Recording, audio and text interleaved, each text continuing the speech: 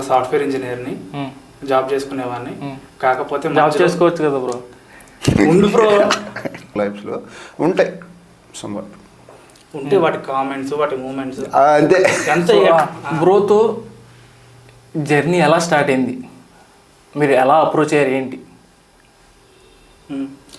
అనేది అడగాలనుకోవట్లేదు, ఎందుకంటే నాకు తెలుసు కాబట్టి. చెప్పాడు మైండ్లో మొత్తం మ్యాప్ వేసుకున్నా, కట్ చేసా చిచ్చి. సర్లే ఓకే. సరే, ఇప్పుడు మన చైల్డ్హుడ్లో నువ్వు మర్చిపోలేని ఒక మూమెంట్. సరే, చిత్తు చెప్పలే, అదే బెటర్. ఆడికి నాకు పడదు, అప్పుడు ఆడికి నాకు గొడవలు అయ్యి ఉన్నాయి. నీకు ఎవరితో కూడా అవ్వలేదురా. పాపం నేను రఫీ గారు అంటే నాకు చాలా ఇష్టం. రఫీ సార్ అంటే పాపం ఒకసారి కుక్క అడ్డు వచ్చి ఆయన పడిపోవటం, ఆయన కాలు ఇదైనప్పుడు నేను చాలా ఎమోషనల్ అయ్యా.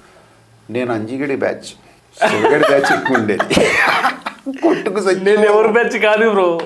నువ్వు కరెక్ట్గా నేర్చుకున్నావు బ్రో. నేర్చుకుంటాం అంటే యాహూ అన్నట్టు ఇటు 4 స్టెప్లు. ఎప్పుడు కొట్టుకునేది ఎప్పుడు అనుకున్నావు? డ్రిల్ అవర్ ఉండే సాయంత్రం, మా వాళ్ళు డ్రిల్ అవర్లు తీశారు. నేను గొడవలు ఎక్కువ ఇన్వాల్వ్ అయ్యేవాడిని కాదు. అవునులే, గొడవల మట్టికి నీతో ఇక్కడ మీరు వచ్చారు, ఇంటర్వ్యూ మీరు చేస్తారు, నేను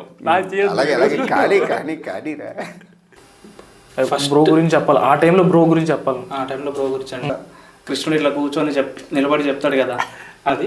సో అట్లా బ్రోని అట్లా చూస్తూ అలా వింటున్నా. బ్రో ఏమో ఇట్లా. ఇప్పుడు మనీ మీద రాయాలన్న కాన్సెప్ట్ ఎక్కడి నుంచి వచ్చింది? అంటే దీనికి కామెడీ చెప్పిన నాకెందుకు ఆలోచన వచ్చిందని వెళ్ళాం. దొరదగుంట సమర్పించు గోక్కో ఇదిరే టైటిల్ అని చెప్పా. ఈ ఇసుక ఇది ఇదని కావాలి చేస్తున్నాడు, అది తెలిసినట్టు ఇసుక తిప్పలో పోరాటం ఏదో ఉంటుంది. మీ మూవీ అసలు ఎందుకు చూడాలి? What's the special in it? ఇప్పుడు మనం చూస్తూనే ఉన్నాం, తీస్తున్నారు పెద్ద దానిలో కూడా వదులుతున్నారు, జనాలు వెళ్తున్నారు, ఎరిపాపలు అయి బయటకు వస్తున్నారు. ఒక కమర్షియల్ బొమ్మ చూడాలి, యాక్షన్ ఓరియంటెడ్ థ్రిల్లర్ చూడాలి, కొంచెం ఏమన్నా మన ఫ్రెష్నెస్ కావాలి అనుకుంటే ఖచ్చితంగా మన సినిమా చూడొచ్చు. అన్నీ ఇరిగిచ్చాం, బెటర్ అవుట్పుట్ తీసుకొచ్చాం. మీరు పెట్టే 150 రూపీస్ టికెట్కి వర్త్ బొమ్మ, అదే చెప్పగలుగుతాం.